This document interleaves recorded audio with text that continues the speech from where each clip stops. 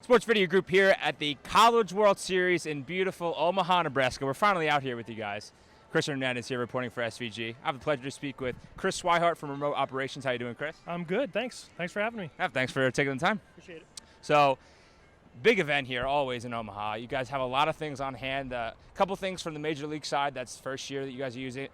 4D replay, a couple other things. You want to take a dive into that? Yeah, bringing Major League Baseball to Omaha. This is the first time for us here, first time for the city of Omaha to have a Major League game. That was a real big deal for us. Obviously, the College World Series always brings a ton of fans, so we love the toys. We love kind of showing off the broadcast a little bit when we get a chance to. I always like to say sort of entrench ourselves, for the week where we get to just have a little bit more fun. 4D replays with us this year, so we've got unbelievable replays. They focus two sets of cameras, one on the mound, one on the plate, so that we can see incredible looks. You get a 180-degree rotation on both of the looks. So we've had some great pitches, some great bat swings. We had one or two plays at the plate, that actually were controversial. Maybe not controversial, but they were umpire-reviewed plays that they were able to get us some good looks of. So that's a really cool technology. We've got one of the Sony 4800 camera systems this year, which is incredible. We've used Ultramos on this event for a long time. The 4800, though, not just an Ultramo, but also a 4K camera. So you've got a lot of crop and zoom functionality to that. The look from that perspective is just so amazing. Whether it's the ultra slow or something that's ultra magnified, you're able to do so much with that camera system.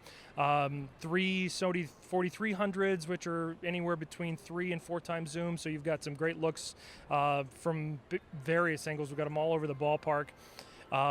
We've got the UmpCam system, which is always unique. It's kind of one of the you really only see that kind of in the lower levels of baseball. Major League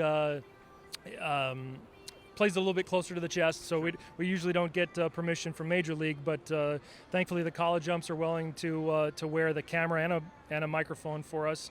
And then you'll see it coming up this summer again on ESPN at the Little League World Series is where you see a lot of UmpCam. So some pretty cool technologies and some really interesting ways to bring the viewer kind of into our broadcast. Sure. Let's dive a little bit deeper into the UmpCam. You guys worked with 3G Wireless to create that nice little POV. You guys are known for POVs here. Take a little bit into the backstory of how you guys develop it, the creation of it, and how it turned out to be onto the field. Yeah, 3G is behind a lot of the research and development of several of those types of technologies. We looked at other ones that just didn't make the cut this year, so stay tuned for 2020 and beyond. We may have some new technologies that'll make a breakthrough in future years as well. But UmpCam is amazing. We've been working with them on it for a long time.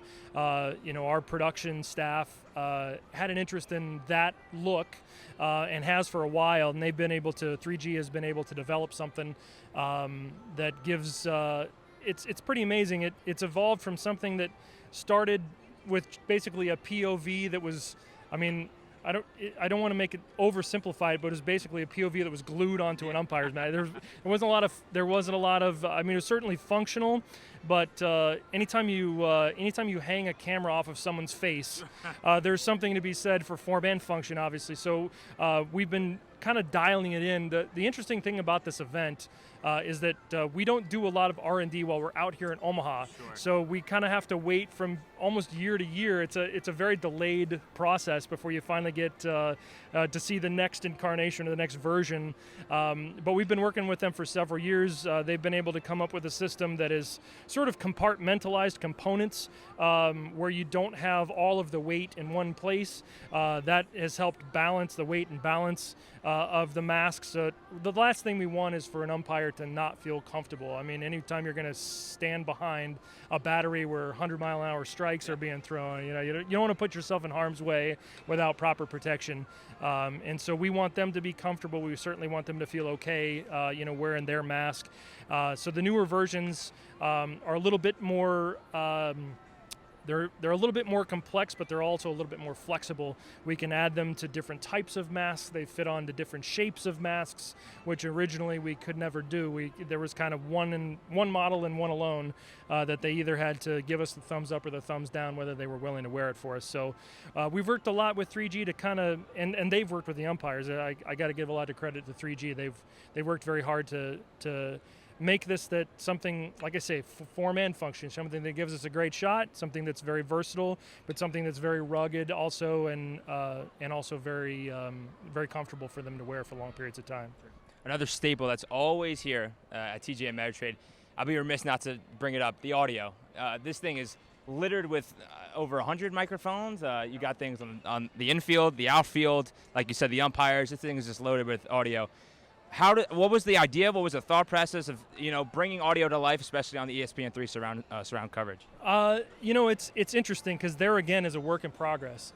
Anytime that, again, it's the fact that you're entrenching yourself in one location, you have the flexibility to spend a lot of time on setup and then just leave that setup from game to game. So something that might be too difficult, too time consuming, maybe too expensive on a show where you're just there for one night. Or even a couple nights, we're able to make work because we're here for long enough to implement it, long enough to kind of tweak it and make it work. And it's been a work in progress. Every year we try to kind of reevaluate how last year sounded and hopefully get some new sounds of the game. It's amazing. We have a primary mix and a sub mix, both of which are, you mentioned, the litter of microphones. It's amazing.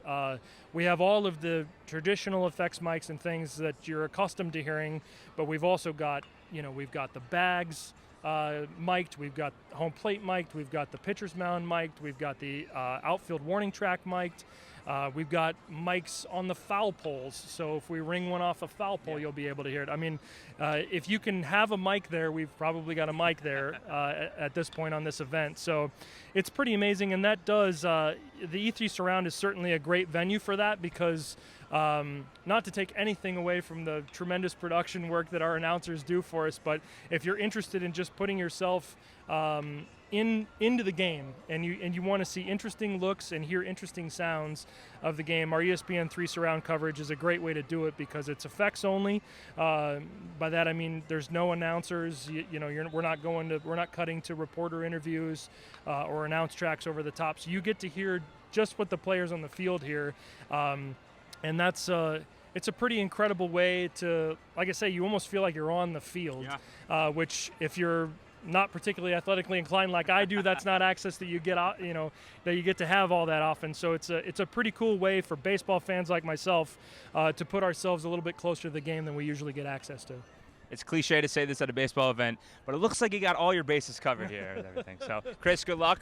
We're going to see a champion by the end of this week, so good luck. Almost there, and thanks for taking the time. I appreciate it. Thank you. So for more from the College World Series out here in Omaha, please stay tuned to sportsvideo.org.